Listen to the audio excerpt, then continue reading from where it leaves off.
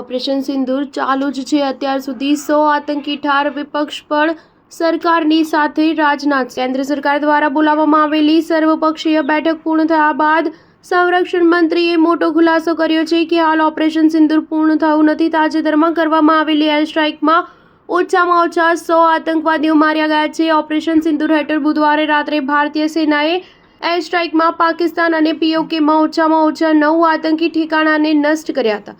સર્વપક્ષીય બેઠકમાં તમામ પક્ષોએ ભારતીય સેના અને કેન્દ્ર સરકારની કાર્યવાહીના વખાણ કર્યા હતા। તેમજ આ ઓપરેશન સિંદૂરમાં તેઓએ સરકારને સમર્થન આપ્યું હતું। બેઠક બાદ કોંગ્રેસ અધ્યક્ષ મલ્લિકાર્જુન ખડગેએ કહ્યું હતું કે સંકટના સમયે અમે સરકારની સાથે છીએ। રક્ષા મંત્રી રાજનાથસિંહે જણાવ્યું હતું કે જો પાકિસ્તાન હુમલો કરશે તો ભારત જવાબી હુમલો કરશે। ઓપરેશન અંગે ટેકનિકલ વિગતો જારી કરી શકાય નહીં। કેન્દ્રીય મંત્રી કિરેન રિજિજુએ જણાવ્યું હતું કે ઓપરેશન સિંદૂર બાદ ઘણી ફેક ન્યૂઝ વાયરલ થઈ છે। હું તમામને કોઈ પણ પ્રકારની ખોટી માહિતી કે ખોટા સમાચાર પર વિશ્વાસ કરશો નહીં, માત્ર અધિકૃત સમાચાર પર જ વિશ્વાસ કરો।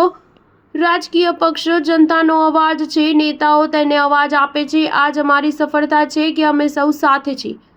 આ સર્વપક્ષીય બેઠક પૂર્ણ થયા બાદ લોકસભા વિપક્ષ નેતા રાહુલ ગાંધીએ જણાવ્યું કે અમારું સરકારને સમર્થન છે।